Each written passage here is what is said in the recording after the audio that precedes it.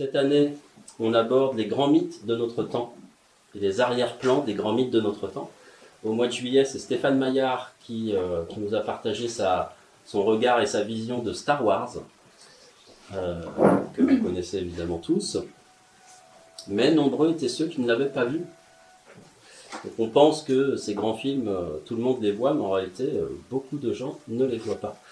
Et le fait d'investiguer les arrière-plans peut justement aider à passer le cap parfois, d'aller voir des choses sur lesquelles a priori on n'est pas forcément enclin à aller voir.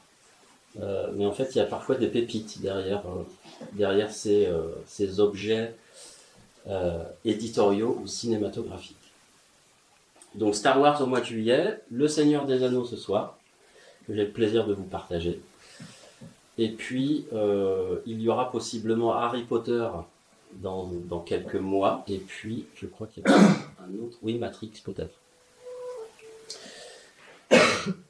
Donc voilà. Alors Navoti, pour les nouveaux, Navoti c'est une entreprise familiale qui existe depuis bientôt 18 ans, parce que notre anniversaire c'est le 31 octobre. Donc on termine notre 17e année, notre 18e année. Donc l'entreprise a été créée en Corrèze en 2006 par mes parents, Tiffaine et moi-même. Et pour faire simple, en fait, on cherche à créer des conditions plus harmonieuses pour que l'homme puisse se déployer sur cette planète, puisse s'éveiller, s'ouvrir, déployer sa lumière. Et donc on travaille sur différents types de conditions, à la fois l'eau que l'on peut boire, la qualité de l'eau avec des filtres et des dynamiseurs d'eau. On travaille sur l'hygiène intestinale, on travaille sur l'environnement électromagnétique. Donc on accompagne des personnes en électrosensibilité ou chimico-sensibilité depuis 18 ans. Et puis on accompagne aussi des thérapeutes avec des outils énergétiques subtils. Certains sont parmi nous ce soir. Et voilà, donc ça c'est le spectre visible de Navoti. Le spectre invisible, c'est le Seigneur des Anneaux, dont on va parler ce soir. C'est quand même un mythe fondateur, un des mythes fondateurs de mon existence, peut-être avec L'homme qui plantait des arbres de Giono.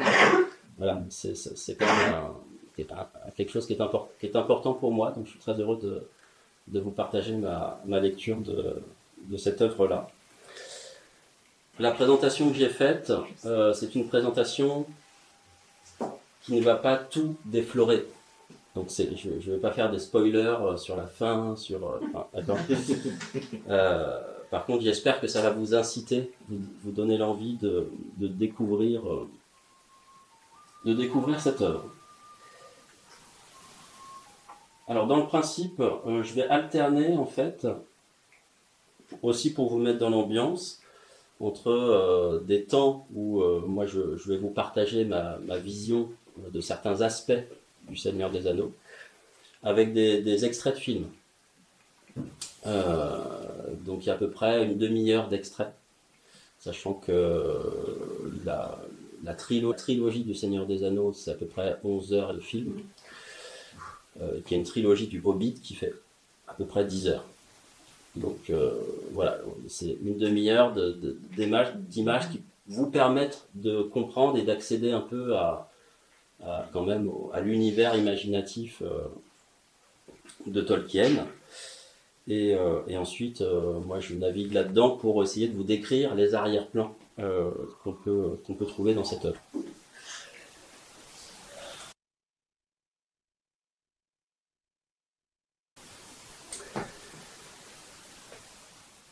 Donc, les arrière-plans spirituels du Seigneur des Anneaux, déjà on parle de mythes, et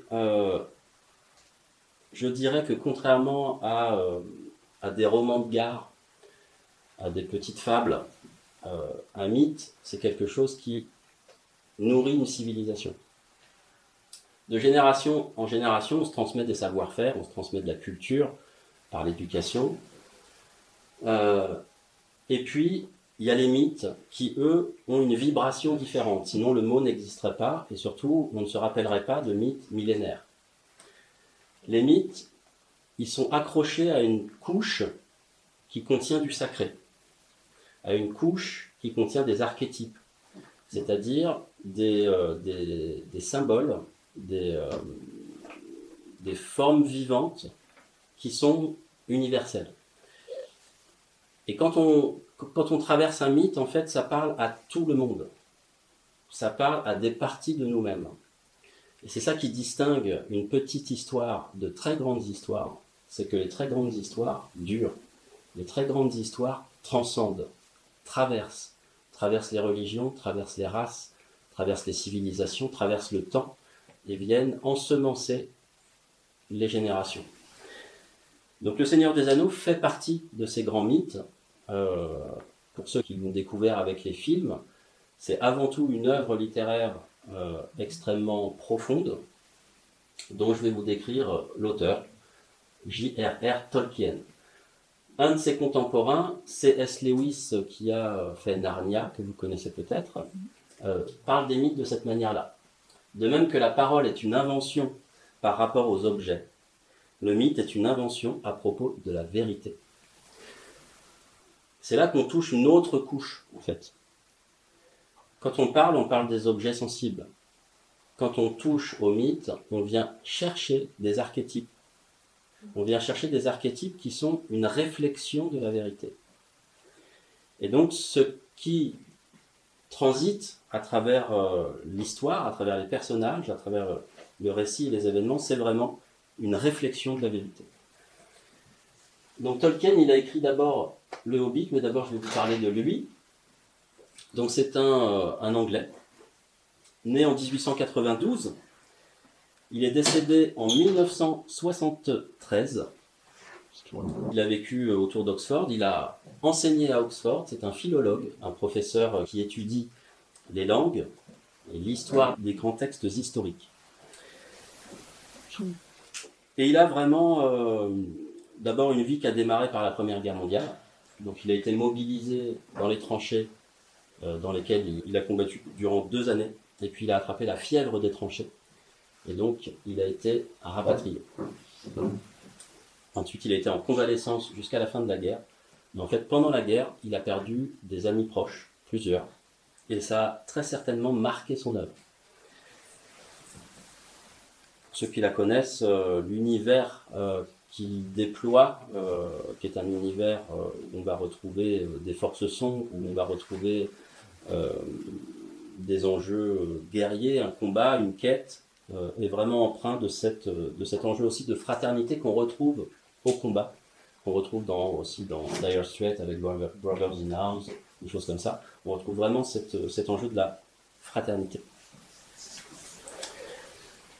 Donc c'est un personnage assez particulier, très humble, qui, malgré le succès qu'il a eu à la fin de sa vie, est resté dans des habitudes et dans une vie extrêmement simple, qui ressemble à la vie des hobbits. Et donc tout a commencé par l'amour des langues. En fait, Tolkien est passionné, absolument passionné par les langues, et il a inventé une 50aine de langues. Une dizaine assez approfondies et 2 très approfondies, c'est-à-dire qu'il a vraiment créé 2 langues avec des milliers de mots de vocabulaire, avec une grammaire. Et donc c'est un univers, donc son univers mental est empreint de ça. C'est un personnage vraiment particulier. Il a participé avec un groupe de lecteurs et écrivains, Inc., je ne me rappelle plus exactement du nom, mais qui était vraiment pour lui une base, un espace de ressourcement, où justement, quand il a commencé à enseigner, il passait beaucoup de temps dans ce club, qui était un club très exigeant. Et en fait, ce qu'il appréciait dans ce club, et qui est sans doute un enseignement, c'est qu'il ne se faisait aucune concession. Ils étaient très durs les uns avec les autres, ils ne se faisaient pas de concessions, et en fait c'est ça qui les ont fait grandir, tous, puisque la plupart de ces personnes-là ont eu du succès. Et il appréciait ça. Donc cet amour des langues, en fait, il en a fait une véritable arborescence, il en a fait une civilisation catholique. Et qu'on peut aujourd'hui décrire avec des langues racines, avec des branches, avec des dialectes issus d'une langue principale, etc.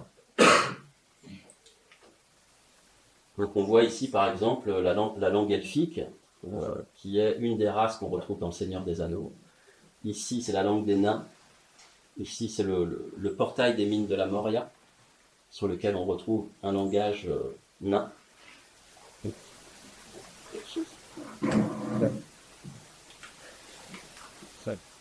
Et on retrouve bien sûr dans son ouvrage nombre de poèmes qui sont dans la langue utilisée par la race en question, qui jalonnent en fait tout son récit.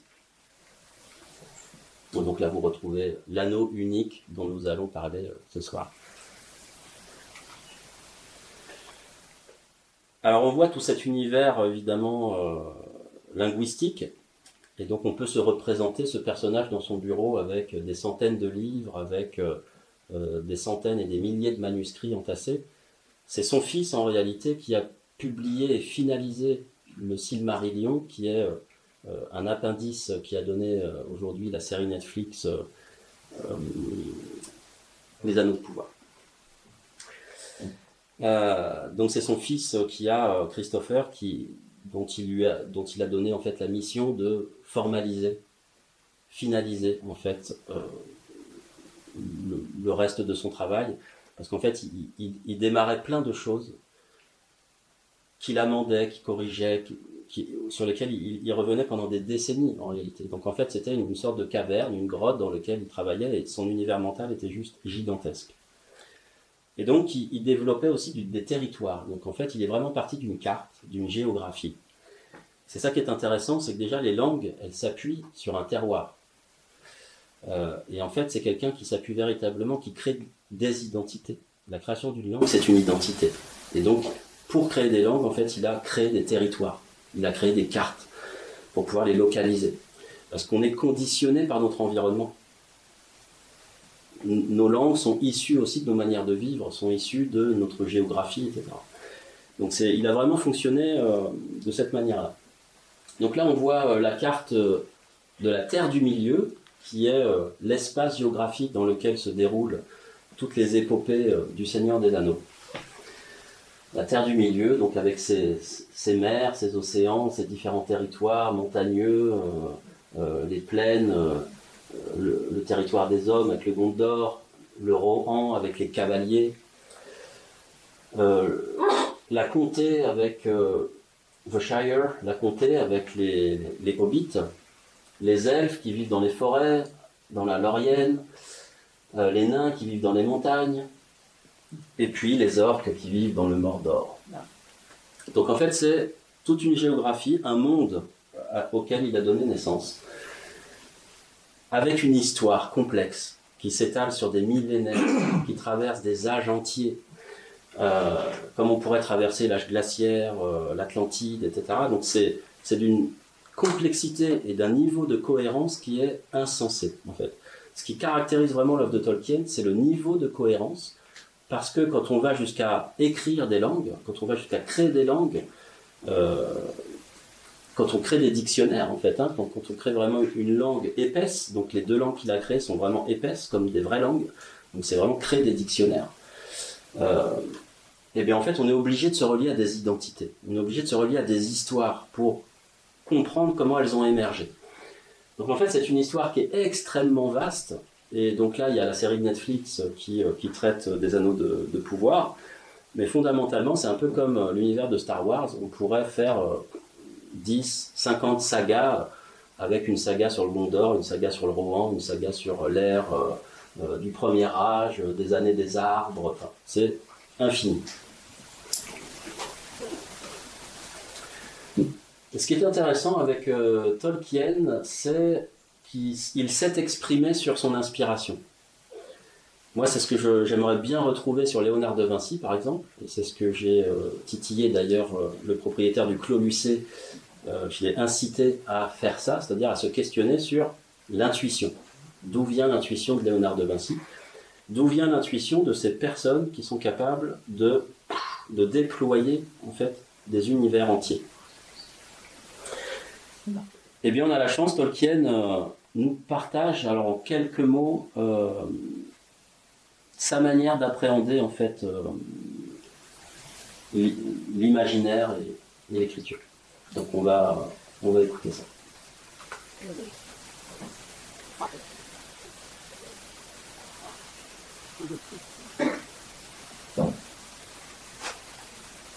Mais juste avant, ça va être la naissance de la première phrase du Seigneur des Anneaux. Comment c'est arrivé? The actual beginning, though it's not really the beginning, but the actual flashpoint was, I remember very clearly. I could still see the corner in my house in 20 Northmore Road where it happened. I got an enormous pile of exam papers there, marking school examinations in the summertime is very laborious and unfortunately also boring. And I remember picking up a paper, and actually if I nearly gave an extra mark for it, extra 5 marks actually. There was one page on this particular paper was left blank. Glorious. Nothing to read, so I scribbled on it. I can't think why. In a hole in the ground lived a hobbit.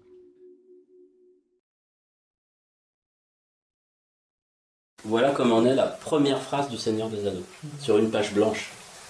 Et en fait, ça dit beaucoup de choses de l'espace blanc que l'on laisse dans nos vies pour que l'inspiration arrive. On est quand même, nous, dans une civilisation, on a tendance à tout remplir instantanément, quoi. Et alors, il parle de son intuition. One writes such a story not out of the leaves or trees still to be observed, nor by means of botany and soil science, but it grows like a seed in the dark out of the leaf mold of the mind, out of all that has been seen or thought or read that has long ago been forgotten, descending into the deeps.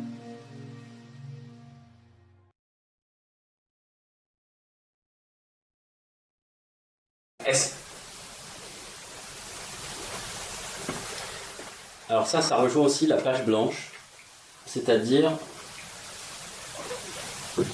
que finalement la véritable créativité vient quand on a tout oublié.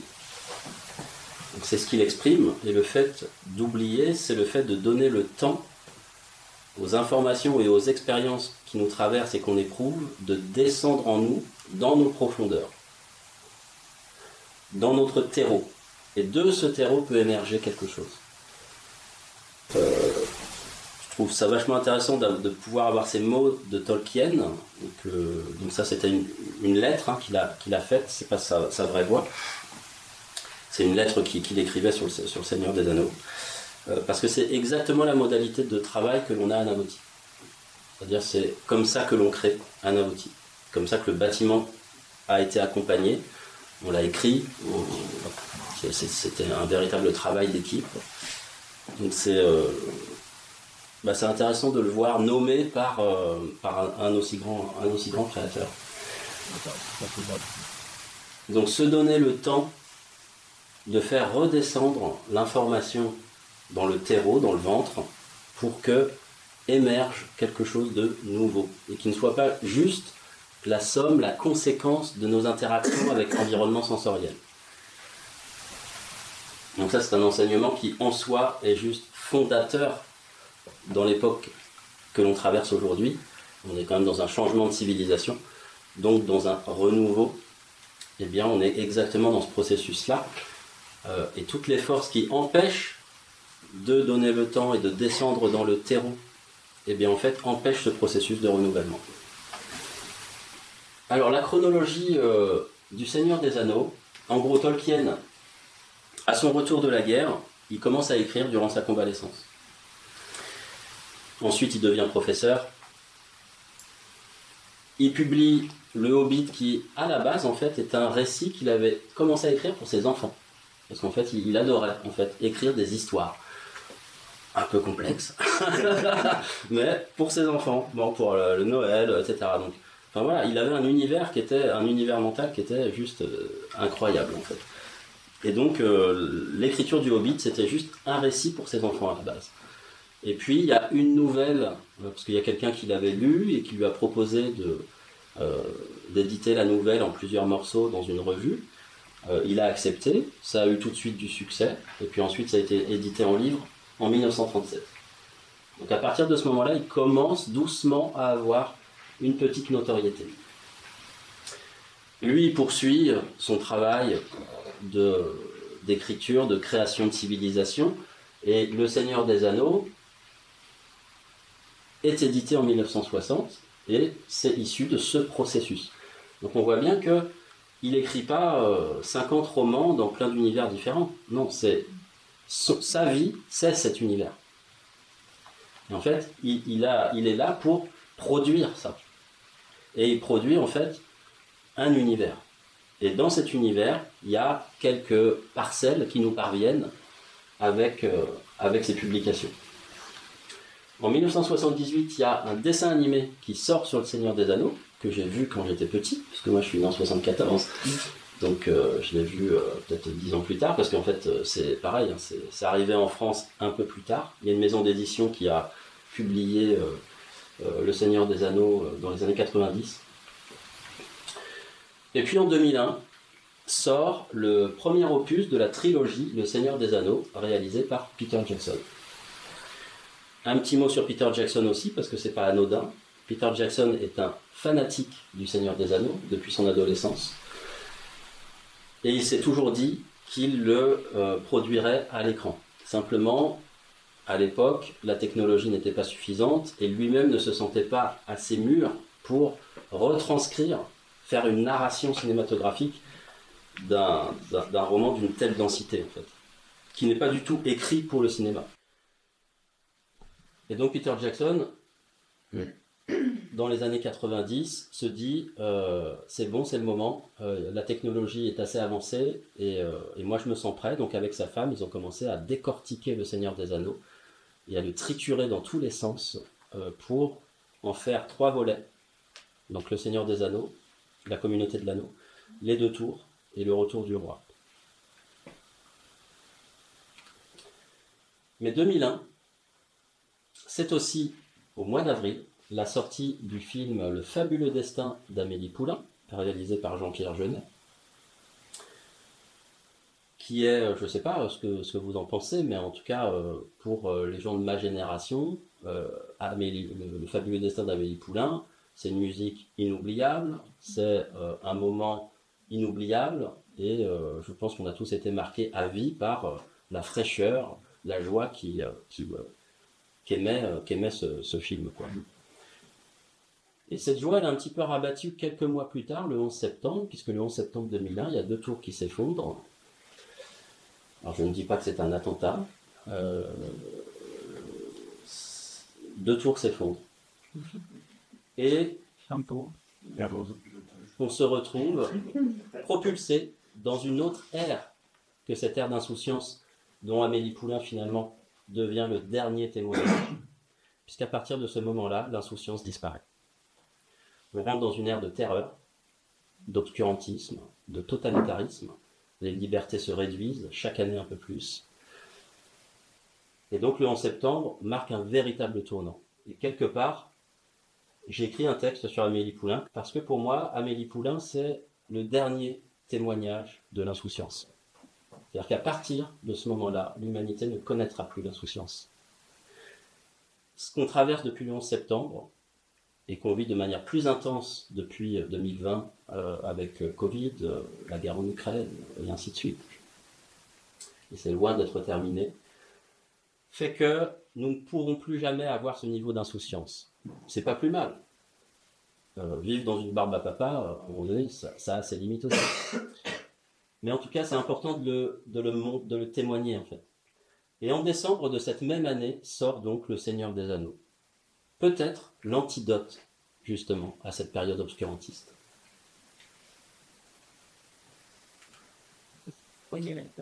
Alors, ce que je vous propose, je me suis posé la question, où je me suis dit, je vais vous le montrer comme ça.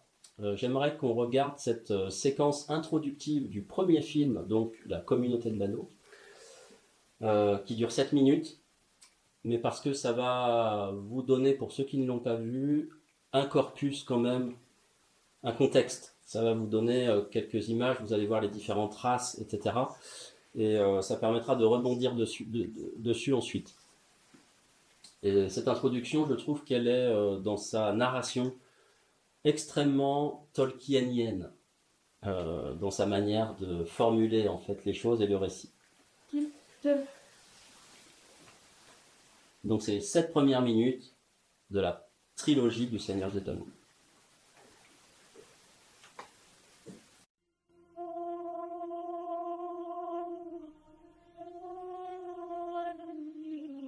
Jammer, prestar ein. Le monde a changé. Han mag van bennen. Je le vois dans l'eau. Han mag van de gaai. Je le ressens dans la terre. Han nog van net. Willy.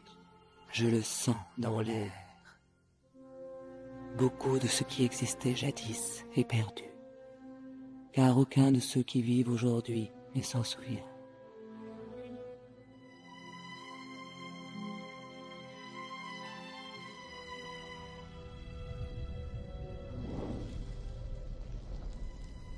Tout commença lorsque les grands anneaux furent forgés. 3 furent donnés aux elfes, immortels, les plus sages et les plus respectables de tous les êtres. 7 au seigneur nain, grand mineur et sculpteur de la montagne. Et 9 anneaux furent donnés à la race des hommes, qui par-dessus tout désiraient le pouvoir. Car à travers ces anneaux furent transmises la force et la volonté de gouverner chaque race. Mais ils furent tous dupés, car un autre anneau fut forgé. Sur les terres du Mordor, dans les flammes de la montagne du destin, Sauron, le seigneur des ténèbres, forgea en secret un maître anneau pour gouverner tous les autres. Dans cet anneau, il déversa sa cruauté, sa malveillance et sa volonté de dominer toute vie. Un anneau pour les gouverner tous. L'une après l'autre, les contrées libres de la terre du milieu tombèrent sous l'emprise de l'anneau. Mais il en fut certaines qui résistèrent. L'ultime alliance des hommes et des elfes entra en guerre contre les armées du Mordor, et sur les versants de la montagne du destin, ils se battirent pour libérer la terre du milieu.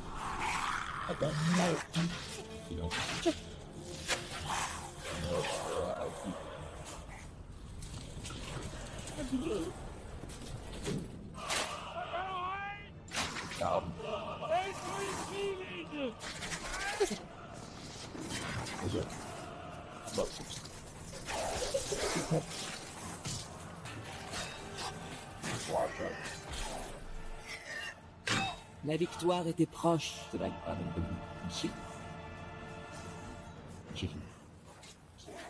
Mais le pouvoir de l'anneau ne pouvait être vaincu.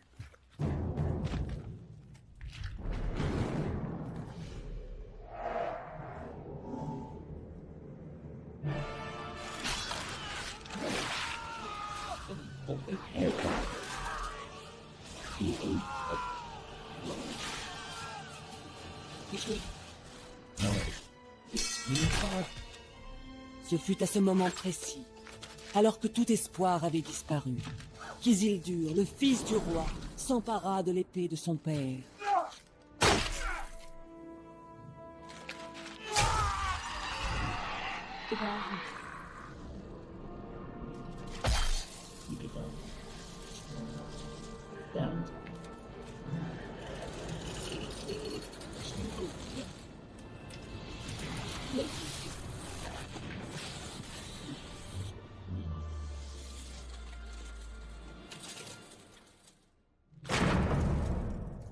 Sauron, l'ennemi des peuples libres de la terre du milieu, fut vaincu.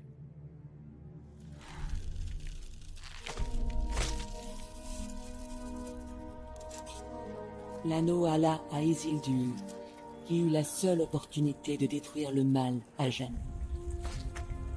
Isildur, vite! Suivez-moi. J'ai conduit Isildur au cœur de la montagne du destin. Là où l'anneau avait été forgé, le seul endroit où il pouvait être détruit. Jetez-le dans le feu!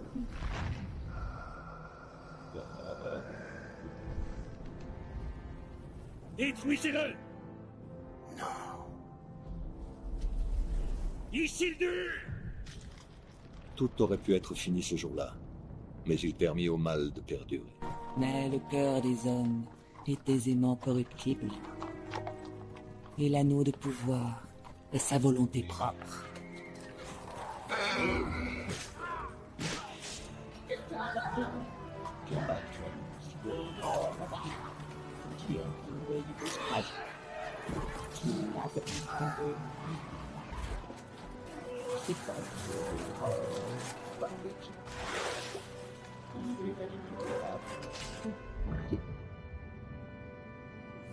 Il trahit, Isildur,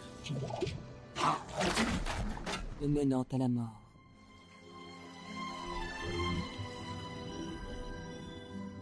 Et certaines choses qui n'auraient pas dû être oubliées furent perdues.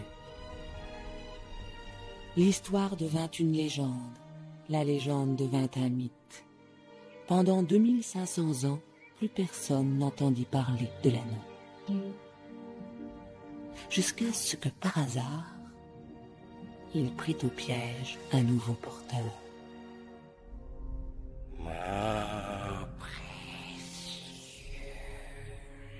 L'anneau vint à une créature nommée Gollum, qui l'emmena dans les galeries souterraines des monts brumeux.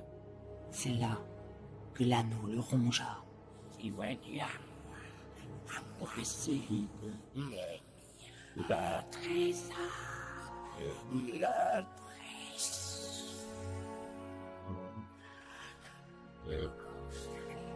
L'anneau apporta à Gollum une vie incroyablement longue.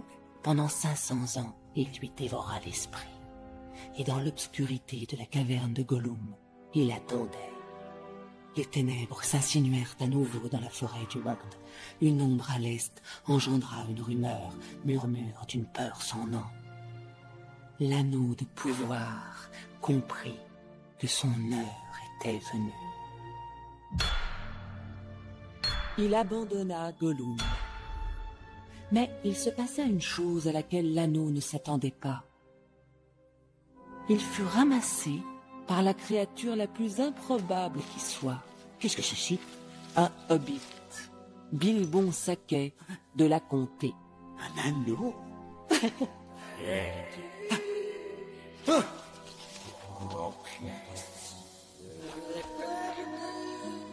En effet, l'heure approche où les hobbits détermineront le destin de tous.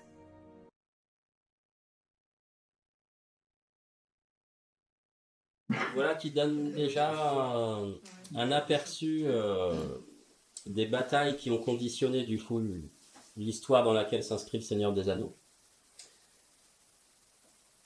Et de la quête qui est en cours, c'est-à-dire un anneau qui corrompt son porteur, qui a corrompu donc Isildur, qui a corrompu Gollum, qui aujourd'hui est en possession de Bilbon Saquet, qui est un hobbit qu'il a trouvé par hasard. Donc on a vu différentes races, les hommes, les nains, les elfes, les hobbits. La race des hommes, des elfes et des nains ont reçu des anneaux de pouvoir, forgés par les elfes, dont on voit d'ailleurs la fabrication dans la série Les Anneaux de Pouvoir. Et donc maintenant on va explorer un petit peu ces différentes races, en commençant par les hommes. Et il y a Pierre, notre ancien collègue, qui m'avait offert ça un jour, un Philosophie Magazine hors série Le Seigneur des Anneaux, où en fait justement les races sont décrites, mais avec une telle précision que pour moi ça remplace, enfin en tout cas cette demi-page sur les hommes, ça remplace tous les livres de philosophie. Enfin je dirais que ça résume beaucoup de choses. Et je dirais que ce qui résume le mieux, c'est cette phrase: les hommes sont voués au trépas. Et rien que de cela, en fait, la plupart de nos mots sont issus. Mots M-A-U-X. Parce que la crainte de la mort, on nous suit partout. Elle nous accompagne et nous la fuyons sans cesse. Et elle génère un attachement excessif aux choses. Elle génère une tentative de s'en affranchir. L'immortalité, la cryogénie, le ceci, le cela, le transhumanisme, la chirurgie esthétique, et les cellules souches, et ainsi de suite. Enfin, voilà, on est véritablement, l'humanité est mise en mouvement sur un nombre d'espaces incroyables sur cette tentative de sortir de cette condamnation. Donc cette recherche de l'immortalité, et en fait ce temps qui est restreint, qui nous est compté, nous amène à une précipitation. Nous sommes précipités dans ce que nous faisons. Si bien que nous ne pouvons pas avoir la patience qu'a eu Tolkien dans l'écriture de son œuvre, c'est-à-dire la patience de se laisser féconder par son travail, par son existence, par l'air du temps, de se laisser féconder, de laisser ces informations descendre lentement dans son ventre pour que ça réémerge en quelque chose qui soit mythique, en quelque chose qui soit transpersonnel, qui ne soit pas issu que de sa propre expérience sensorielle. Donc cette précipitation nous empêche fondamentalement d'être vraiment créateurs. Nous sommes voués au trépas et de ce fait notre rapport aux autres est intéressé. Parce que nous sommes empressés. Et nous pensons sans cesse au futur. Donc, issu simplement de cette simple phrase, l'homme est voué au trépas. En fait, ça explique la plupart des misères de notre monde d'aujourd'hui. Donc ça, c'est, je dirais, la damnation des hommes. Voilà les espaces où nous vivons, en tout cas dans le Seigneur des Anneaux. Donc là, c'est la grande cité des hommes, Minas Tirith, qui se situe près du Mordor.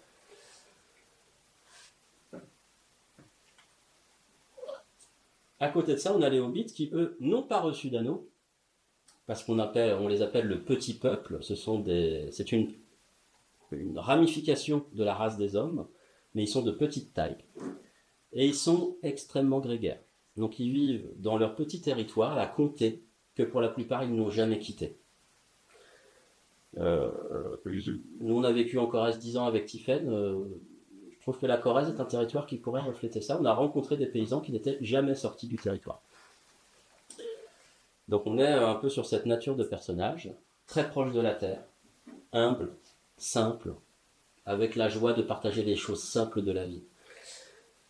Donc les hobbits incarnent en fait cette humilité, cette amitié avec la nature et une forme d'innocence.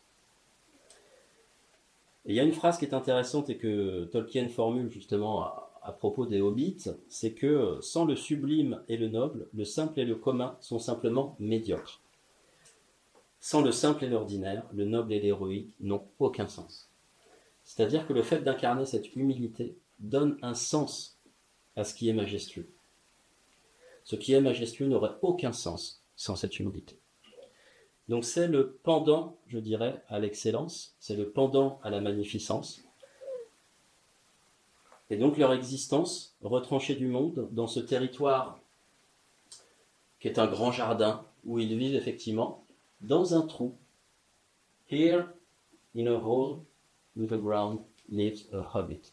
Donc dans un trou, dans la terre, vit un hobbit. Voilà comment commence le Seigneur des Anneaux. Ça commence dans la comté, qui est ce territoire où habitent les hobbits, qui est un grand jardin, et ils vivent dans des petites maisons comme ça, semi-enterrées.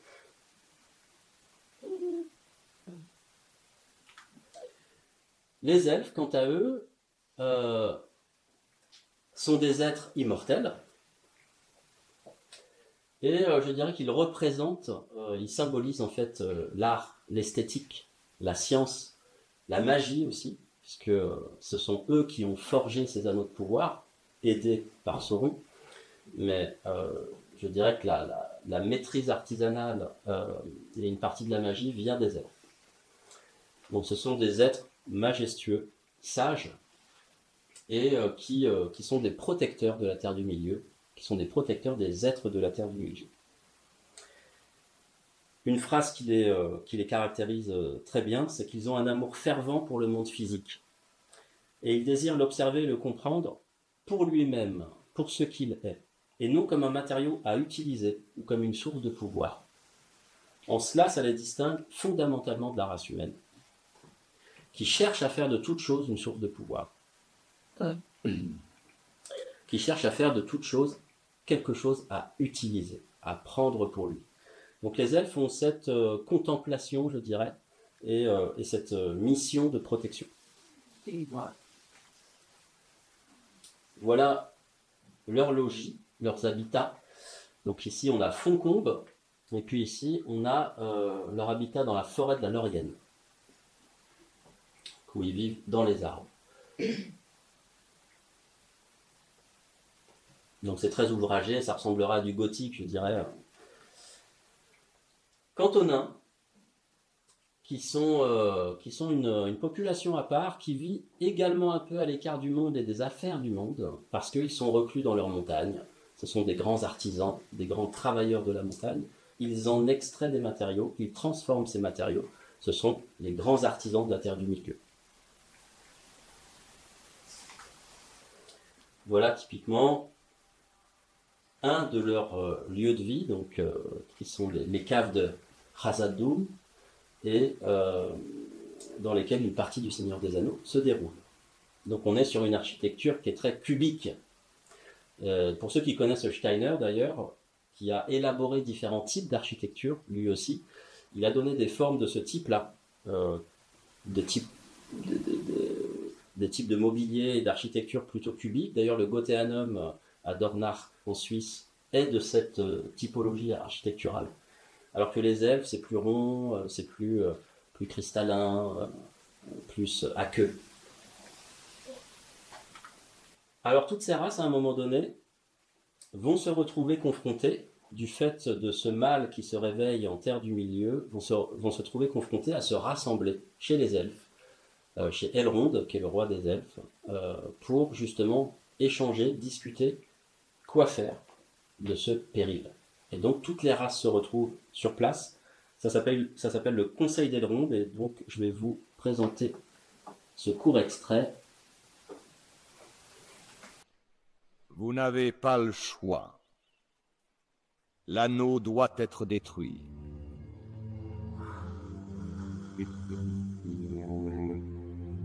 Qu'attendons-nous pour le faire?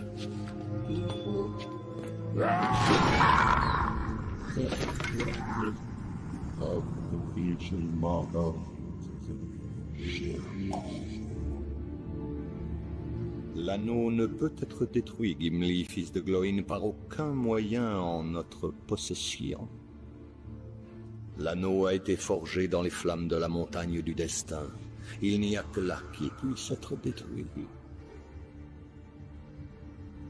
Il faut l'emporter dans les profondeurs du Mordor et le jeter dans l'abîme flamboyant d'où il est apparu autrefois. L'un de vous doit le faire. On n'entre pas si facilement en Mordor. Ces portes noires ne sont pas gardées que par des orques. En ces lieux, il y a un mal qui ne dort jamais. Et le grand œil est toujours attentif. C'est une terre dévastée et stérile, recouverte de braises, de cendres et de poussière. L'air que l'on y respire n'est que vapeur empoisonnée. Même 10 000 hommes n'en viendraient pas à bout.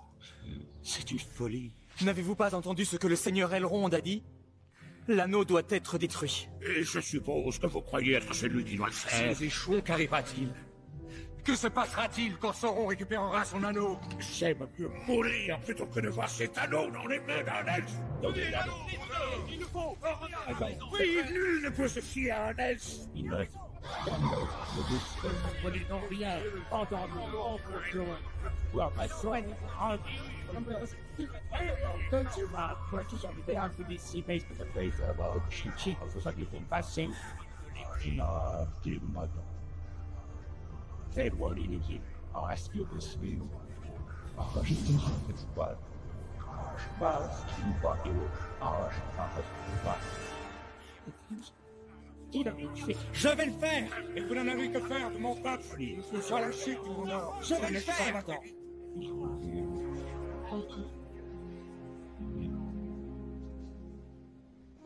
Je vais porter l'anneau en Mordor.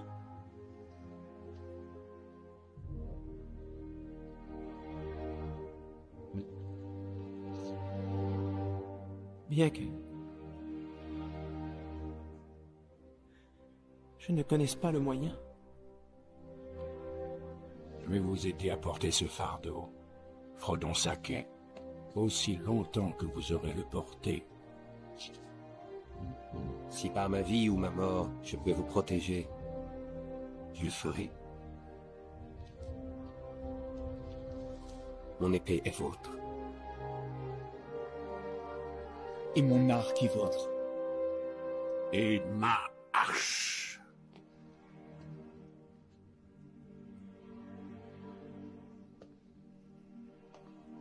Vous avez notre destin à tous entre les mains, petit homme.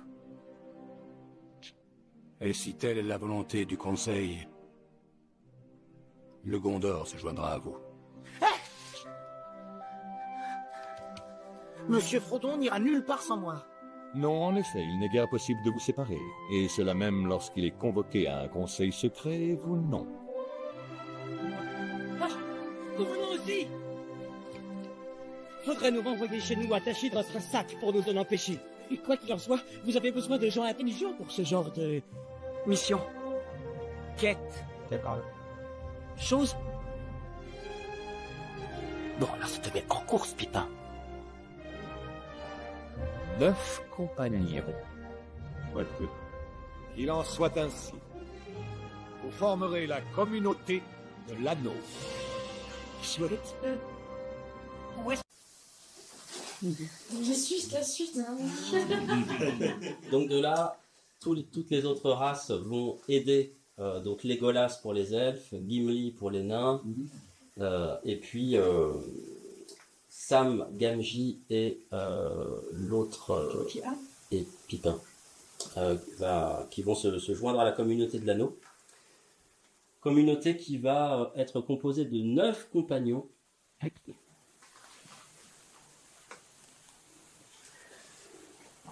Donc du coup 4 hobbits, puisque Frodon va être accompagné par 3 de ses camarades, un nain, un elfe, un homme du Gondor, un homme, Aragorn, qui est un rôdeur, qui a encore du sang d'une race des hommes qui était immortelle, et puis Gandalf, le magicien, qui va être un petit peu leur ange gardien. Donc on voit déjà dans le Conseil d'Elrond que déjà les races ne s'entendent pas entre elles. Les nains ne s'entendent pas avec les elfes, les hommes ont peur pour la fin de leur monde, les autres mondes leur importent finalement assez peu. Et puis on a ce personnage qui est le plus frêle et le moins armé, qui se propose de porter l'anneau en Mordor, donc dans l'endroit évidemment le plus insécure au monde, qui se propose de le faire. Et si on revient sur les 7 premières minutes de l'introduction, Isildur, qui est un homme, a été corrompu par l'anneau. Donc les hommes sont corruptibles par l'anneau. De la même manière que Gollum, qui est aussi un hobbit, avant d'avoir été rongé pendant 500 ans par l'anneau, c'était un hobbit. Et donc on voit que les hobbits ne sont pas non plus totalement étanches au pouvoir de l'anneau. Alors on a vu un anneau pour les gouverner tous, cet anneau unique de pouvoir. Ouais. Moi je mets en relation cet anneau avec l'ego, puisqu'en fait il vient susciter, entretenir le désir personnel chez la personne qui le porte, en lui donnant du pouvoir. Donc c'est le principe même de l'ego, c'est avoir du pouvoir pour soi. Je vous rappelle que la race des hommes, ce qu'ils désirent le plus par-dessus tout, c'est le pouvoir. Et je le mettrai en relation au niveau du tarot avec l'as de denier. Alors ça, je l'ai vu nulle part, mais moi, c'est ce que ça m'a évoqué, puisque j'utilise beaucoup le tarot. Et ça m'a vraiment évoqué la signification de cette carte qui est en relation avec la matière, donc avec le pouvoir, avec la possession, avec l'argent.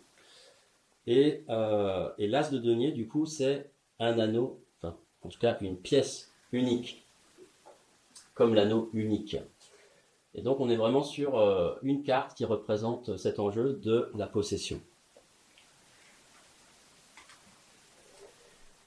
Donc, un anneau pour les gouverner tous, 3 anneaux pour les elfes, être spirituel destiné à protéger les humains. Et donc, 3 anneaux, pourquoi ? Parce que les elfes, étant ce pôle spirituel esprit, représente la protection du corps, de l'âme et de l'esprit, qui se représente comme ça au niveau symbolique.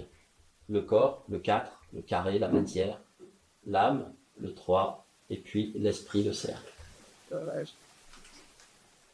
Et 9 anneaux pour les hommes, 9 anneaux qui correspondent donc à race mortelle, être de désir, avide de pouvoir, qui représentent les 9 champs d'activité de l'homme. Alors je ne vais pas les décrire ici, parce que là on est vraiment dans de l'ésotérisme, mais fondamentalement, on voit que derrière ces choix, il y a des couches profondes, on va dire. Et 7 anneaux pour les nains. 7 anneaux, parce que les nains représentent en fait la vitalité, en tant qu'archétype dans le Seigneur des Anneaux. C'est eux qui insufflent la vie à la matière morte. C'est eux qui transforment la matière. Ils extraient de la matière brute, ils la transforment. Donc, et les processus vitaux sont représentés dans nos civilisations aujourd'hui par les chakras, qui représentent la circulation de l'énergie à travers nos différents corps. Donc là, on voit la carte de la Terre du Milieu, et puis c'est un peu le périple que cette communauté de ces 9 compagnons va faire dans la Terre du Milieu, en passant par les montagnes, les forêts, etc., jusqu'à aller dans le Mordor puisque c'est le but de cette quête, pour détruire l'anneau dans la montagne du destin. Alors parmi une des étapes de ce périple, c'est les mines de la Moria. Justement, on parlait des nains juste avant. Les mines de la Moria, qui dit mine, dit nain, hein, ce sont eux les grands artisans de la montagne. Eh bien, c'est intéressant de voir comment, par leur orgueil, et par justement un excès d'orgueil et d'avidité, en fait, ils ont creusé trop profondément. Et c'est aussi une allégorie pour l'homme, parce que quand on creuse trop profondément, quand on cherche trop profondément, on s'égare. Et on libère des forces qu'on ne devrait pas libérer. Donc on va se retrouver confronté avec une de ces forces. La communauté va se retrouver en prise avec un Balrog de Morgoth, donc qui est une entité des mondes souterrains, qui théoriquement ne devrait pas pouvoir remonter à la surface.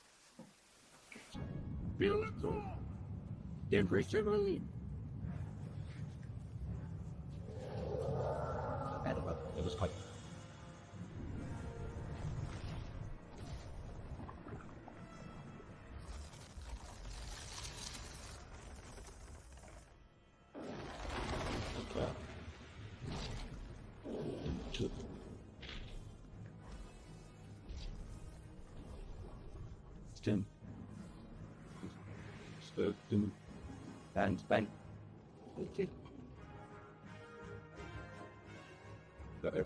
Yeah.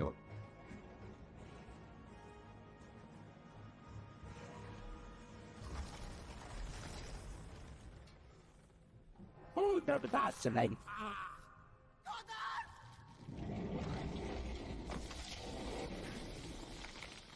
Je suis un serviteur de feu secret, détenteur de la flamme d'Anor. Le feu sombre ne vous servira à rien, flamme doudoune.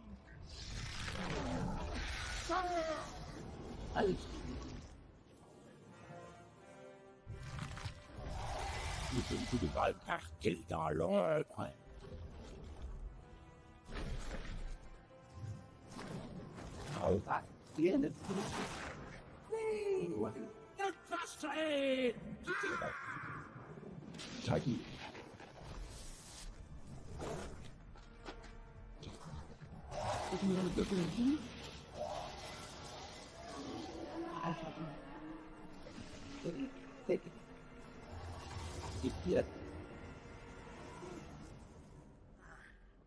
And it can answer. Right.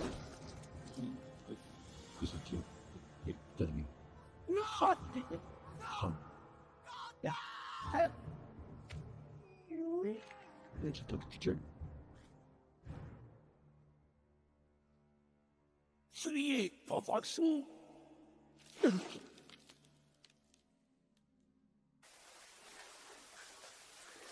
Et oui, les personnages meurent en Terre du Milieu.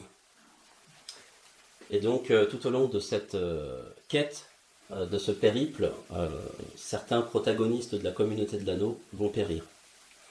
Et Gandalf, l'ange gardien, à ce moment-là, disparaît dans les abîmes face au Balrog de Morgoth.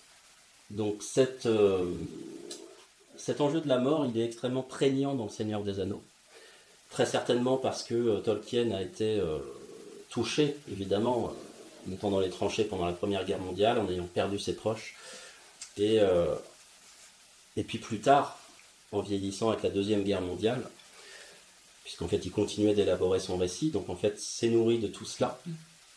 Et donc cette idée des forces sombres, des forces de sous-terre, des forces qui ne devraient pas remonter à la surface, eh bien, je dirais que quand on parle d'OGM, quand on parle de tout un tas de choses aujourd'hui, on se pose la question, si on crée des comités d'éthique en matière de biotechnologie, c'est justement pour ça, c'est parce qu'on se pose des questions. Est-ce juste? Est-ce légitime? Avons-nous le droit? C'est pour ça que les philosophies, les traditions et les spiritualités de ce monde questionnent aussi ces enjeux-là. Avons-nous le droit d'aller jusque-là? De faire tout cela? Et bien en fait, ce Balrog de Morgoth, il représente ça pour nous aujourd'hui. C'est de savoir, est-ce qu'on peut creuser aussi profondément dans les mines pour aller chercher du mithril, qui est un métal extrêmement précieux en terre du milieu? Et est-ce qu'en creusant aussi profondément, on ne vient pas déranger des choses qui ne sont pas censées être en surface, mais rester en profondeur? Et petit clin d'œil aussi par rapport à la chronologie. 2001, vous vous souvenez, Amélie Poulain, 11 septembre, Seigneur des Anneaux. En 1998, c'est l'époque où commencent à arriver les OGM. Où commencent à arriver les nanotech. Où commence à arriver l'intelligence artificielle de manière un peu plus intensive. Où les technologies Internet commencent à se déployer dans le grand public. Où la téléphonie mobile, où on travaille sur les ondes électromagnétiques, où ces technologies commencent à avoir une ampleur extrêmement vaste, planétaire. Donc 1998 est un tournant, enfin les années 2000 sont un vrai tournant dans l'histoire de l'humanité au niveau de la technologie. Et du coup, ça pose vraiment cette question, est-ce que nous n'allons pas trop loin dans certains aspects, et est-ce que nous ne libérons pas des forces qui ne devraient pas être libérées? Et 1998, pour les ésotéristes qui sont présents ici, c'est 3 fois 666. 666 n'est pas un chiffre anodin pour tous ceux qui étudient le symbolisme, la numérologie et l'ésotérisme. Et donc c'est, on va dire, un troisième impact, en tout cas dans la grille de lecture des gens qui étudient cela, un troisième impact de la bête, comme on l'appelle dans ces codes-là. Et donc, on a cette dimension de rechercher. D'ailleurs, j'avais interrogé Stéphane Maillard, qui est maître kabbaliste, qui nous avait animé Star Wars. Je l'avais interrogé justement sur ces mots-là, rechercher. En fait, il disait effectivement que, étymologiquement, en hébreu, le fait de rechercher, c'est véritablement un sureffort qui va trop loin. Il y a chercher, et puis il y a rechercher. Et en fait, c'est cette avidité qui nous pousse à creuser trop profondément. Dans la connaissance, dans la relation, dans les enjeux de pouvoir, dans la possession, et ainsi de suite.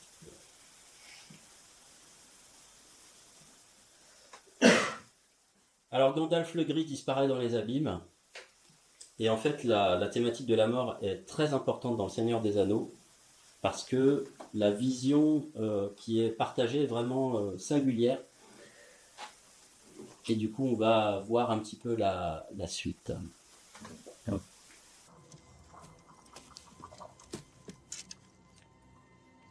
Qui? Le magicien blanc approche.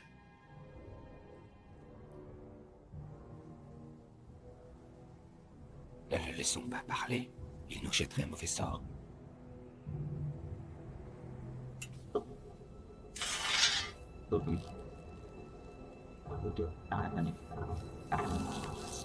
Il faut faire vite.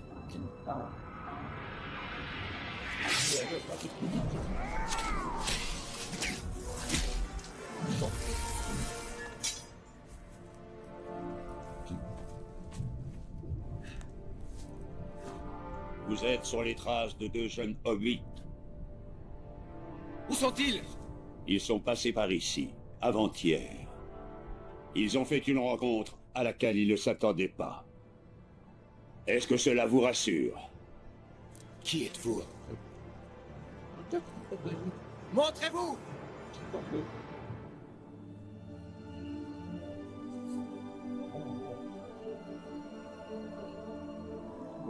C'est le secret.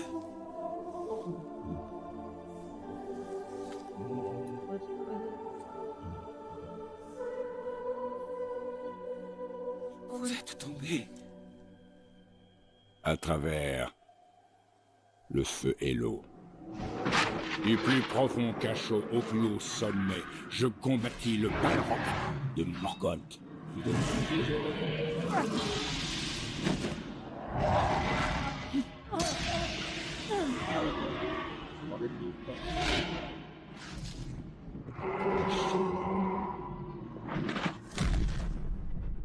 Jusqu'à ce qu'enfin je pus jeter à bas mon ennemi qui alla se briser sur le flanc de la montagne.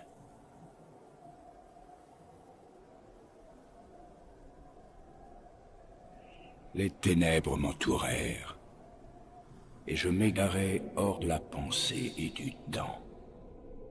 Les étoiles tournaient au-dessus de moi, et chaque jour était aussi long qu'une existence sur la terre. Mais ce n'était pas la fin. Je sentis la vie revenir en moi. Je fus renvoyé jusqu'à ce que ma tâche soit accomplie. Gandalf. Gandalf. Oui. C'est ainsi que l'on m'appelait. Gandalf le Gris. C'était mon nom. Gandalf. Je suis Gandalf le Blanc. Et je reviens vers vous. En ce moment décisif. Voilà, donc là on a du coup ce qu'on appelle la transfiguration. Gandalf qui passe à travers le feu de la mort et qui ressuscite. Donc on a évidemment une allégorie au Christ, à la résurrection, et on le voit dans ce changement d'octave, en fait, qui habite Gandalf, c'est que il a même oublié comment il s'appelait avant. C'est-à-dire ce phénomène de l'oubli, c'est véritablement un changement dimensionnel. Et donc Gandalf revient dans une autre dimension. Et du coup avec de nouveaux pouvoirs. Et donc il passe de Gandalf le Gris à Gandalf le Blanc. Et c'est le genre de métamorphose que chaque être humain peut vivre dans son existence. Et je vous le souhaite.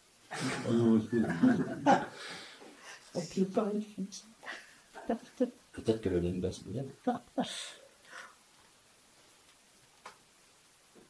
Et donc, en fait, plusieurs personnages sont métamorphosés comme ça dans le film. Alors, pas forcément de la même manière, parce que chacun a son existence à déployer. Et Aragorn, le rôdeur, qui est cet homme de cette lignée en fin de course des hommes immortels, du Numénor, et bien en fait, Aragorn le rôdeur, lui aussi, va passer à travers une épreuve qui va lui permettre justement d'incarner sa multidimensionnalité.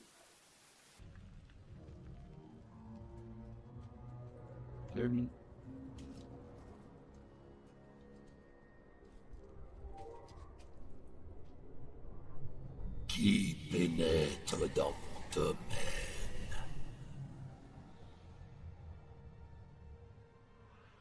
Une personne à qui vous devez allégeance. Les morts ne tolèrent pas que les vivants passent. Vous me tolérerez, moi.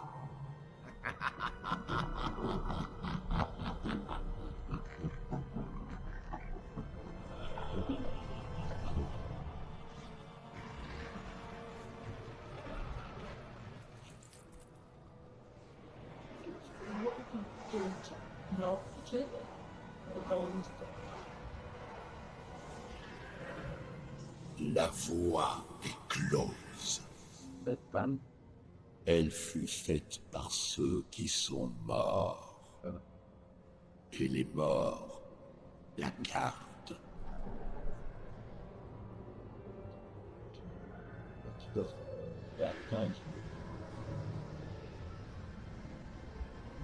La voie est close. Maintenant, vous allez mourir. Je vous somme d'accomplir votre serment. Il n'y a que le roi du Gondor qui puisse me l'ordonner.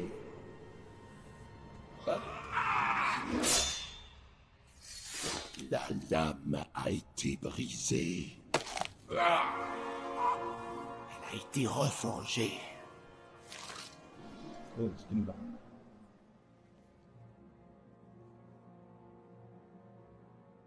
Battez-vous pour nous et regagnez votre honneur.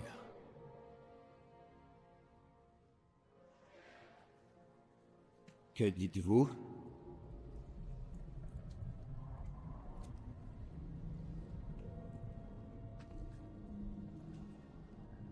Oui. Que dites-vous? Ah, vous perdez votre temps à la gorge. Ils n'ont pas eu d'honneur dans la vie, ils n'en auront pas plus dans la mort. Je suis l'héritier d'Isildur. Battez-vous pour moi, et je considérerai votre serment comme accompli.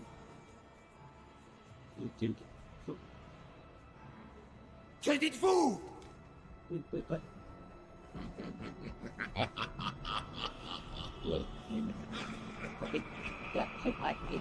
Vous avez ma parole.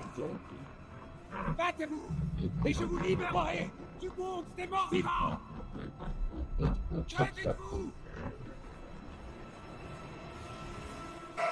Restez là, traître!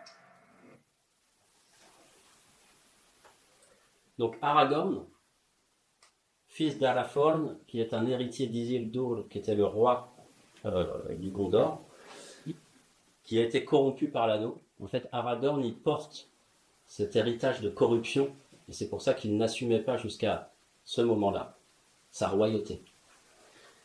Et donc à ce moment-là, il est mis au défi d'oser sa singularité, d'oser sa royauté, pour aller au bout de sa lignée, et ne pas rester dans les mémoires de sa lignée. C'est pas parce que son ancêtre a trahi, a été corrompu, que lui-même le sera ou trahira la Terre du Milieu. Donc là, il est vraiment face à lui-même et il assume, en mettant évidemment sa vie en danger pour le moins, il assume sa royauté. Et donc il sort l'épée qu'on a vu briser dans les 7 premières minutes lors de la grande bataille. Donc là, encore une fois, le fait d'assumer cette réalité-là, il change d'octave, il change de dimension, il assume sa royauté, il se transfigure. Donc le rapport à la mort, c'est vraiment une figure centrale dans l'œuvre de Tolkien. Il y a également Frodon qui va vivre ça avec Arachné, qui est une araignée, grosse araignée. Et en fait, il va se faire planter par le dard de l'araignée et envelopper dans le fil. Donc là, je vous montre pas les images, mais c'est juste pour vous dire que ces moments-là sont divers du coup dans l'œuvre de Tolkien et sont vraiment du coup centrales dans l'œuvre, puisque il n'y a pas de conclusion favorable à cette quête si jamais les personnages ne se transfigurent pas. Donc il y a vraiment cette idée du dépassement, de la transcendance pour faire face aux défis qui sont les nôtres.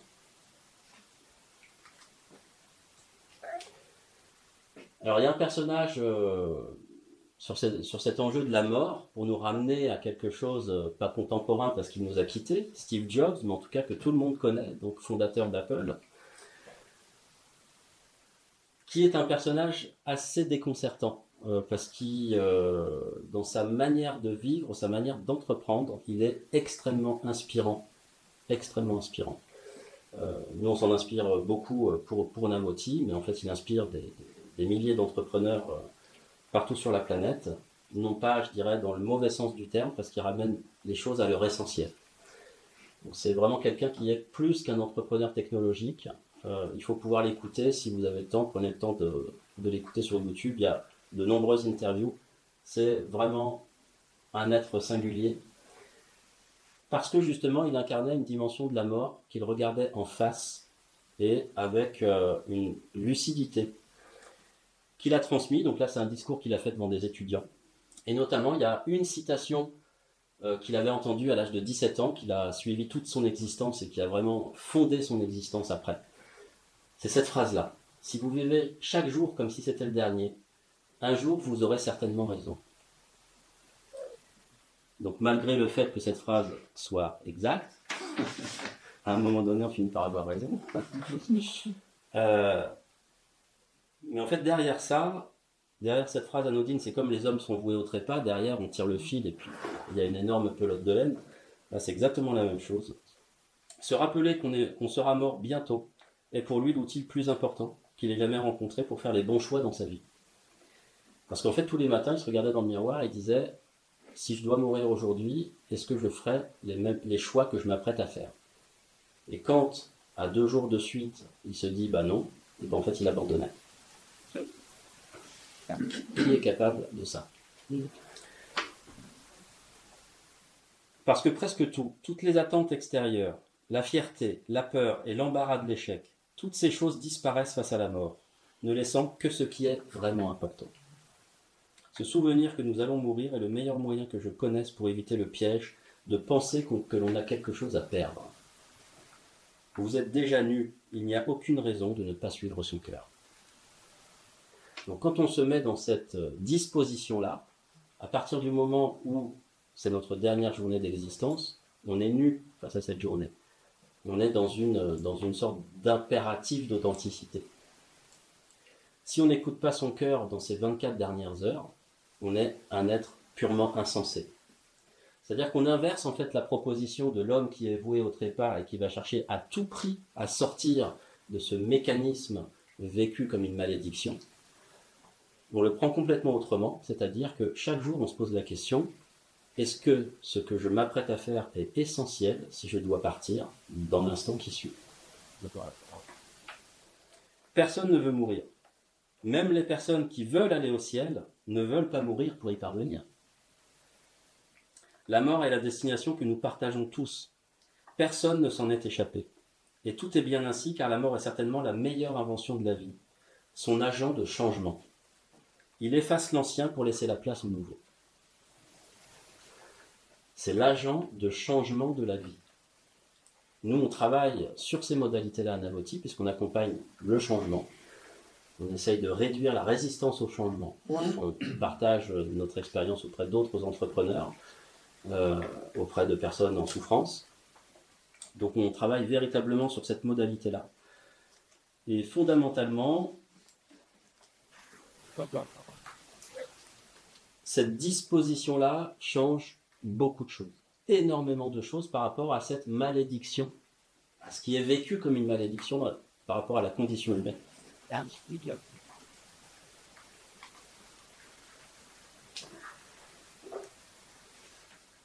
Alors, je parlais des mythes. Un mythe a une dimension archétypale, comme je vous le disais. Et donc, voyons voir un peu quelle est la dimension archétypale de ce récit. En fait, tous ces personnages, cette fraternité, cette communauté de l'anneau, ces 9 personnages, sont des morceaux extériorisés de nous-mêmes. C'est-à-dire que l'on voit à l'extérieur de nous-mêmes des mécanismes, des comportements, des façons de penser qui nous habitent. Et cette dimension-là, elle est reflétée par Gollum dans le récit. Parce que, en tant que hobbit corrompu dans sa chair, par l'anneau, il lui reste quand même une certaine mémoire de qui il était. Et il y a une scène qui est assez emblématique là-dessus. Nous le voulons. Nous devons avoir le précieux. Ils nous l'ont volé. Sale sournois petit hobbit. Mauvais, perfide, fort. Non, non, pas le maître. C'est le précieux faux. Ils vont te duper, te faire du mal, te mentir. Le maître est mon ami. Non, tu n'as pas d'amis. Personne ne t'aime. Je n'entends rien. Je n'entends rien. Tu es un menteur et un voleur. Hein? Meurtrier. Va-t'en que je m'en aille. Je te déteste. Je te déteste. Que serais-tu devenu sans moi? Gollum, Gollum, je nous ai sauvés. C'était moi. Nous avons survécu grâce à moi. Plus maintenant. Qu'est-ce que tu as dit? Le maître veille sur nous à présent. Nous n'avons plus besoin de toi. Comment? Allez, va-t'en et ne reviens jamais. Non! Allez, va-t'en et ne reviens jamais. Allez, va-t'en et ne reviens jamais.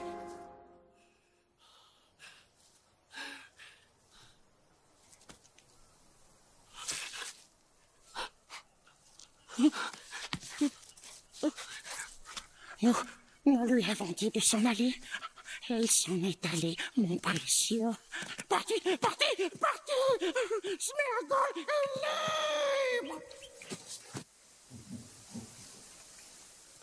Donc là, on voit une manifestation des subpersonnalités, et notamment traumatique. Parce qu'évidemment, Gollum, pour en arriver là, il a été torturé dans le Mordor pour savoir où se trouvait l'anneau, puisqu'il l'a perdu. Donc il a été torturé, il est donc multi-traumatisé, évidemment, je pense que là, ça se voit. et là, on est vraiment dans un mécanisme qui est bien connu aujourd'hui, hein. Il y a de la littérature sur le sujet, c'est-à-dire que les traumas développent justement vont amplifier la disposition de certaines subpersonnalités, le pouvoir de certaines subpersonnalités, vont développer aussi les compétences de ces subpersonnalités pour survivre. C'est-à-dire que face à un traumatisme, la personne se met en mode survie et développe des mécanismes de résilience et de survivance en développant justement la compétence de certaines subpersonnalités qui peuvent contribuer à cette survie. Donc ça, c'est des choses qui se vivent chez les humains, particulièrement dans l'époque qu'on traverse aujourd'hui, où on commence à en parler, où ça devient visible, que ce soit les vétérans des guerres. D'ailleurs, Tolkien, très certainement, évidemment, tous les gens qui étaient dans les tranchées, etc. Donc, l'humanité est multi-traumatisée de ce XXe siècle, et sans doute aussi, évidemment, des siècles précédents, qui ont tous eu leur lot d'horreur. Et donc, de ces multi-traumatismes, on est en réalité une humanité gorgée de subpersonnalités, plus ou moins toxiques. Et donc là, on voit comment la personnalité de Gollum, qui était plutôt violente, guerrière, meurtrière, lui a permis effectivement de survivre. C'est pas le gentil Sméagol qui aurait pu survivre dans les conditions dans lesquelles il a été amené à vivre. Et de ce personnage, on voit bien que la personnalité Sméagol, qui est le nom du hobbit qu'il était, cette personnalité, elle est touchante. Et c'est ça qui est assez déroutant, en fait, dans cette œuvre, c'est que finalement, beaucoup de commentateurs disent que le personnage central, en réalité, c'est Gollum. C'est Gollum parce qu'il incarne à lui seul la réalité des hobbits dans leur part d'ombre et dans leur part de lumière. Il incarne la disposition que l'on a en tant que personne face à un personnage de ce type-là, qui nous dégoûte, dont on a envie de se débarrasser, et qui pourtant, dans toute l'histoire, va amener son lot d'aide, d'accompagnement, sans lequel, en fait, la quête ne pourrait pas être complétée. Et donc, Sméagol, il participe de l'incarnation de cette âme du Hobbit, puisque le Hobbit représente cette dimension âme au niveau des différents personnages. De par l'innocence, de par cette simplicité d'être au monde, de par cette humilité, cette connexion à la nature. Et c'est intéressant de voir comment les différents personnages de la trilogie, et ben en fait, il y a une trilogie de hobbits, c'est-à-dire qu'on a Sméagol Gollum, c'est-à-dire le hobbit non corrompu, et ce qu'il devient lorsqu'il est corrompu par l'anneau, Gollum, qui représente l'âme de sensation qui est connectée au corps physique, donc son corps physique est corrompu. Et puis on a Bilbo, c'est lui qui trouve dans les 7 premières minutes, vous savez, dans la grotte, qui récupère l'anneau qui est sorti des mains de Gollum. Donc c'est Bilbo qui récupère cet anneau et qui aura une vie allongée avec cet anneau et qui lui va explorer le monde. Donc ce sera un des rares hobbits à explorer le monde. Donc c'est un hobbit explorateur et qui va, dans cette exploration, construire sa personnalité. Donc Bilbo va rencontrer les elfes, va rencontrer les nains, va avoir un rôle assez décisif, notamment pour ceux qui ont vu le Hobbit dans les épisodes précédents. Et donc c'est vraiment ce Hobbit qui sort de sa tanière et vraiment voilà, c'est cette logique de je vais construire ma personnalité, c'est l'enfant qui grandit, c'est l'adolescent qui découvre le monde, qui ose sortir de la comté qui est cet espace sécurisé maternel. Et puis il y a Frodon qui incarne donc Bilbo, âme de conscience ici, donc qui incarne cette dimension plutôt du corps astral. Et puis on a Frodon qui incarne plutôt l'âme de sentiment ou d'entendement au milieu, qui est en relation avec le corps de vie et l'esprit de vie. Et Frodon, lui, je dirais, en se dévouant pour la Terre du Milieu et ses habitants, en se dévouant, eh bien en fait, il fait don de sa personne et de son existence pour une quête universelle, pour une quête transpersonnelle. Et donc, il se laisse guider vers le monde spirituel.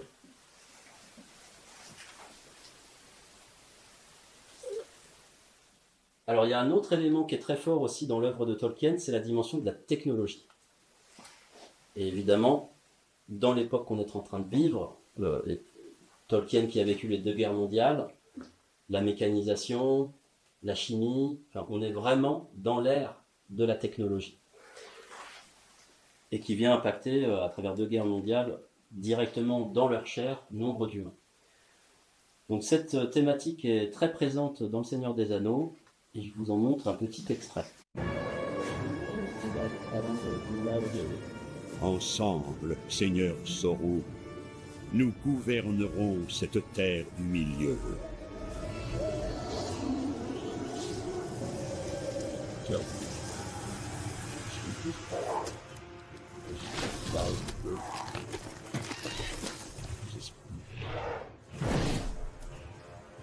L'ancien monde brûlera dans les flammes de l'industrie.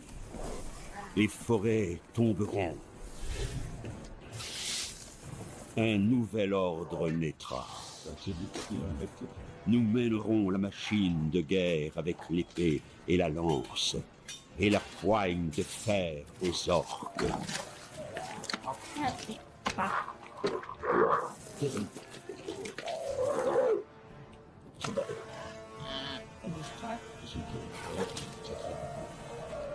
Je les veux armés et prêts à partir dans 2 semaines. Mais monseigneur, ils sont trop nombreux. Nous ne serons pas tous armés à temps. Nous n'avons pas ce qu'il faut. Construisez un barrage, contenez le courant, que les fournaises flamboient jour et nuit. Nous n'avons pas assez de combustible pour les nourrir. La forêt de Fangorn s'étend à nos pieds. Brûlez-la. Oui. Donc on voit Saruman qui est l'autre mage. Il y a 2 mages dans Le Seigneur des Anneaux, Gandalf et Saruman. Saruman est, entre guillemets, le chef de Gandalf le Gris. Mais avec l'ascension de Sauron, il fait le choix, se sachant pas suffisamment puissant face à Sauron, il fait le choix de s'associer à Sauron. Et donc il choisit son camp. Et Gandalf le Blanc, par contre, est plus fort que Saruman. Donc la transfiguration lui permet de dépasser son maître, entre guillemets. Et donc Saruman, qui lui a décidé de s'associer avec Sauron, eh bien, va être l'artisan de l'armée du Mordor et des flammes de l'industrie, comme ils disent.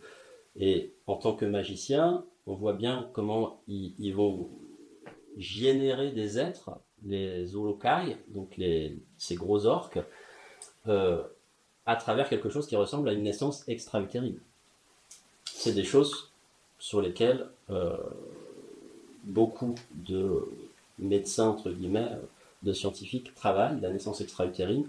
Beaucoup disent que c'est le futur de l'humanité dans 5 à 10 ans. Donc c'est quelque chose d'extrêmement présent, d'extrêmement contemporain, cet enjeu de la naissance extra-utérine. Les centres de naissance tels qu'on les voit dans 1984, ou dans Le meilleur des mondes, etc., tout ça fait partie de la littérature dystopique. Mais ça apparaît ici, on le voit avec la création de formes biologiques, un peu à la Frankenstein, qui sortent directement de la Terre. Donc on voit l'utilisation des ressources excessives, on voit le manque de relations aux vivants, évidemment, donc on va détruire les forêts, les brûler, contenir l'eau des rivières avec des barrages. Donc on est véritablement dans cette vague transhumaniste. Ce qui nous amène aux orques, qui est la race qu'on n'avait pas encore abordée. Donc les orques, race dégénérée, mais c'est extrêmement intéressant ce qui en est dit dans la mythologie de Tolkien, dans toute la cosmologie de Tolkien, parce qu'il y a des dieux, il y a des demi-dieux, etc. Enfin, c'est d'une complexité incroyable, et tous ces personnages ont une histoire, une profondeur. Et en fait, ce que dit Sam, donc le petit hobbit qui accompagne Frodon, l'ombre qui les a élevés ne peut que se moquer. Elle ne peut pas faire de vraies choses nouvelles. Je ne pense pas qu'elle a donné vie aux orques, elle les a seulement ruinés et tordus. Elle ne peut pas faire de vraies choses nouvelles. Là, on touche un petit peu à l'intelligence artificielle. L'intelligence artificielle peut-elle faire des choses nouvelles? Ou n'est-elle nourrie que de données et de modélisation et de programmes, et ensuite elle va en sortir quelque chose? Mais sont-ce des choses nouvelles? Ça, c'est les questions de notre temps. Alors même que l'on doit créer une nouvelle civilisation, on en est quand même à cette étape-là. Je pense qu'aujourd'hui, ça saute aux yeux de tout le monde. Préserver l'ancien n'a plus beaucoup de sens. Nous sommes à l'aube d'une nouvelle civilisation, mais qu'est-ce qu'on appelle nouveau si c'est du recyclage de l'ancien? Ces êtres-là sont incapables de création. Ils sont dégénérés, ils n'ont pas d'individualité. Ce qui est intéressant, c'est que la défiguration de ces créatures est tolérée par les dieux de la mythologie de Tolkien, car elle ne relève pas d'une moins bonne théologie que la déshumanisation calculée des hommes par les tyrans d'aujourd'hui. Je ne sais pas si vous vous rendez compte de la profondeur de cette phrase. Oui. C'est-à-dire que des êtres dégénérés comme ça, on peut se dire « Ah là, c'est monstrueux, etc. » Mais ça n'est pas pire que l'œuvre de déshumanisation que produisent des tyrans dans notre monde contemporain. Oui. Je vous laisse mettre les mots et les noms. On peut mettre plein de noms sur ces choses-là. Mais il n'y a pas de différence. La servitude envers une volonté centralisée réduit les orques à une vie de fourmis. Ils agissent comme un troupeau, obéissant instantanément à ses ordres, comme une unique entité où l'individualité est réduite à rien.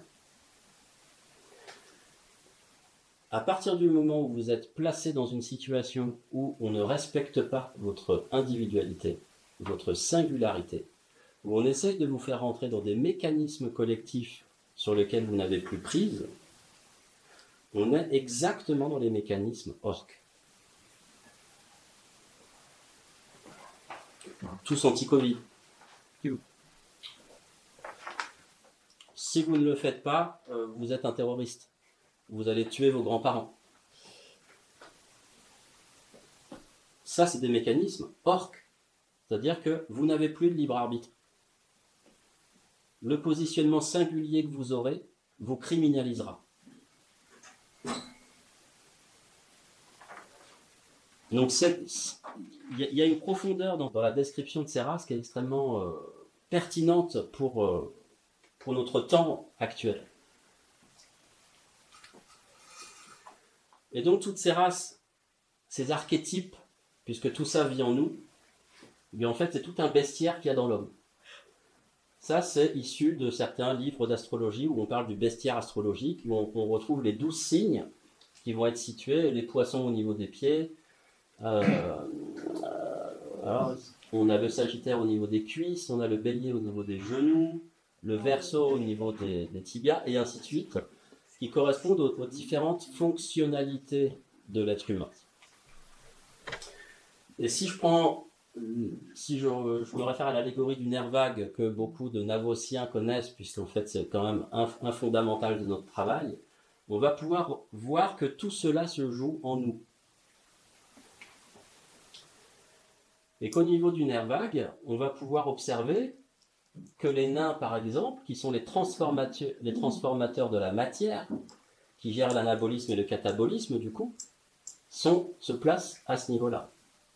Que les elfes, qui sont la partie consciente, spirituelle, sage des entités, se trouvent au niveau de la tête. Que les hommes représentent le verbe. Et que les hobbits, eux, représentent cette dimension âme, innocence, force du cœur, donc au niveau de la partie cardiaque du nerf vague. Cette partie cardiaque permet le rythme et la compréhension et permet le dialogue entre la tête et le ventre. Vous avez vu que les nains et les elfes, ils ont du mal à s'entendre. Votre ventre et votre tête, ça a aussi du mal à s'entendre. Donc qui fait cette jonction et qui permet le dialogue entre ces deux dimensions? Cette dimension hobbit, c'est-à-dire cette partie externalisée du nerf vague qui se trouve au niveau du sternum. Donc on voit comment on est tous habités par ces forces-là. D'abord parce qu'on digère, parce qu'on transforme de la matière, parce qu'on fait de l'artisanat, parce qu'on va faire du bricolage, donc on est des nains, parce qu'on a du sentiment et qu'on jardine, pour certains d'entre nous, parce que nous avons une vocation à nous exprimer, à parler, à créer de la relation, parce que nous étudions, parce que nous avons une spiritualité. Donc on voit qu'on est habitué par tout ça. Et finalement, le Seigneur des Anneaux nous parle de ce chemin de l'innocence qui est porté par le Hobbit, puisque c'est le porteur de l'anneau, l'innocence qui porte le fardeau du monde,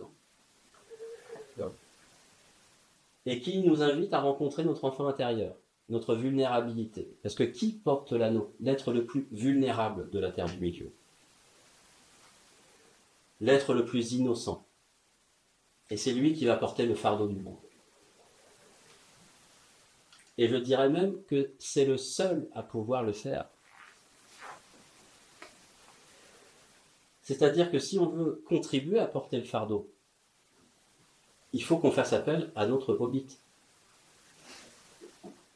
C'est pas l'elfe qui porte l'anneau. Galadriel, elle l'a refusé, elle a dit, mais si je prends ça, je vais devenir une reine noire. Gandalf, il l'a refusé, il a dit, mais dans mes mains, un tel objet, ça me donnerait beaucoup trop de pouvoir. Les hommes ont été corrompus par l'anneau.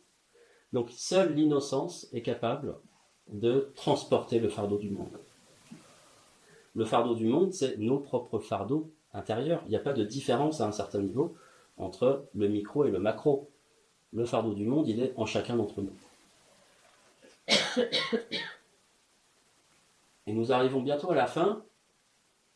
Et ça vient questionner le rôle de Gollum dans cette affaire, qui est un peu le fil rouge du Seigneur des Anneaux.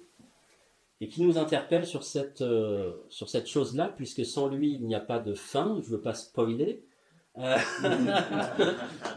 Mais ça nous interpelle sur comment on ferait s'il n'y avait pas Gollum, en fait. Perdu? Non, je pense que si. Chut, Gandalf réfléchit. Merry. Donc là, ils sont dans les mines de la Moria. J'ai faim. J'ai faim.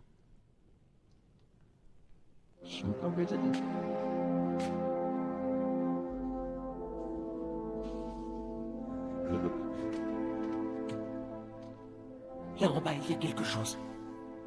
C'est Gollum. Gollum? Cela fait maintenant 3 jours qu'il nous suit. Il s'est échappé des donjons de Barad-dûr. Échappé ou relâché. C'est l'anneau qui l'a mené jusqu'ici. Il ne se débarrassera jamais de sa dépendance de l'anneau. Il l'aime et il le hait. Autant qu'il s'aime et qu'il se hait. La vie de Sméagol est une triste histoire. Oui, Sméagol, c'est ainsi qu'on l'appelait, avant que l'anneau ne le trouve. Et ne le conduise à la folie. Quelle pitié que Bilbon ne l'ait pas tué quand il en a eu l'occasion. De la pitié? Mais c'est la pitié qui a retenu la main de votre oncle. Nombreux sont les vivants qui mériteraient la mort, et les morts qui mériteraient la vie. Pouvez-vous leur rendre, Frodon? Alors ne soyez pas trop prompt à dispenser mort et jugement. Même les grands sages ne peuvent connaître toutes les fins. Mon cœur me dit que Gollum a encore un rôle à jouer, en bien ou en mal, avant que cette histoire ne se termine. De la pitié de Bilbon peut dépendre le sort de beaucoup.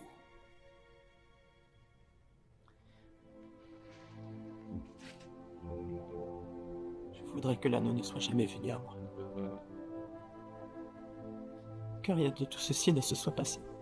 Comme tous ceux qui vivent des heures si sombres, mais ce n'est pas à eux de décider. Tout ce que nous devons décider, c'est que faire du temps qui nous est imparti. Il y a d'autres forces à l'œuvre dans ce monde par la volonté du mal. Bilbon a été désigné pour trouver l'anneau. Et dans ce cas, vous aussi avez été désigné pour le détenir. Et ça, c'est plutôt encourageant. Oh, c'est par ici.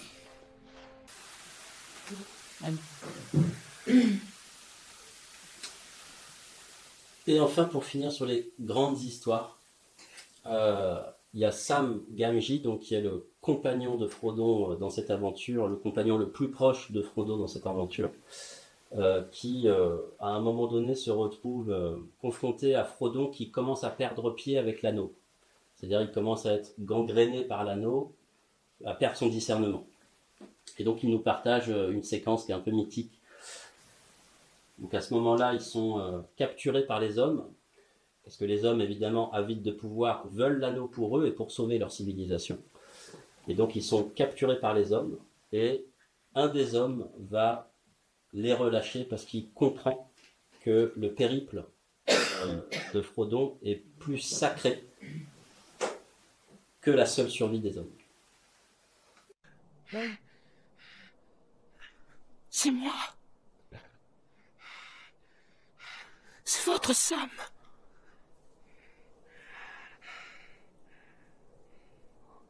Vous ne reconnaissez pas votre Sam.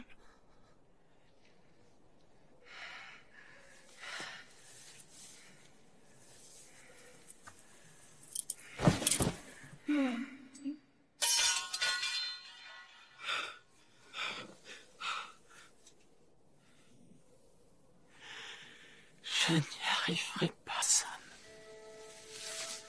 Je sais. C'est injuste. D'ailleurs, on ne devrait même pas être là.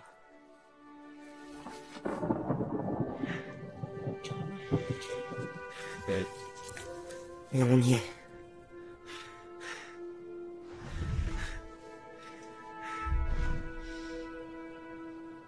C'est comme dans les grandes histoires, monsieur Frodon.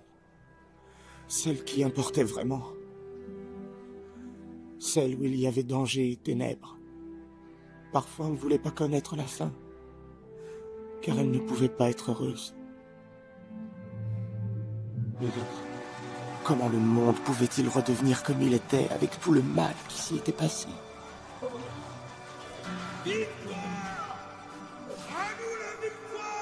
En fin de compte, elle ne fait que passer, cette ombre. Même les ténèbres doivent passer. Un jour nouveau viendra. Et lorsque le soleil brillera, il n'en sera que plus éclatant. C'étaient ces histoires dont on se souvenait et qui signifiaient tellement, même lorsqu'on était trop petit pour comprendre.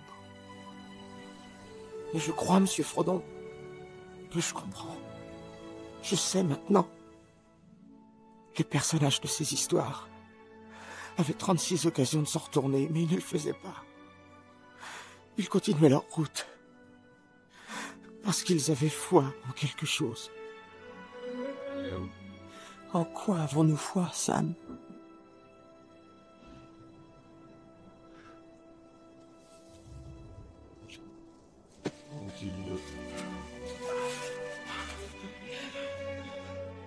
Il y a du bon en ce monde, monsieur Frodon. Et il faut se battre pour cela.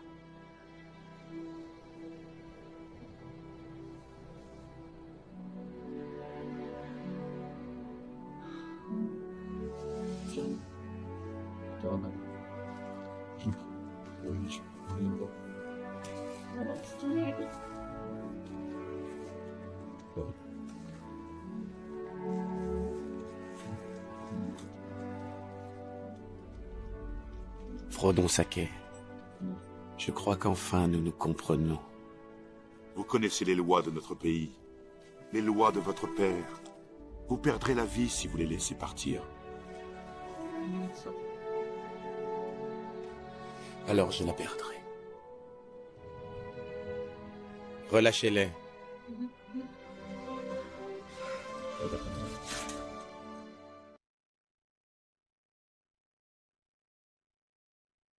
En préparant cette conférence ce matin, je suis tombé sur cette vidéo YouTube où il y a une ambiance du coup du Seigneur des Anneaux avec les musiques qui évoquent la comté. Et en lisant rapidement les commentaires, j'ai été touché par ce qui était mentionné et que je souhaite vous lire pour conclure cette conférence.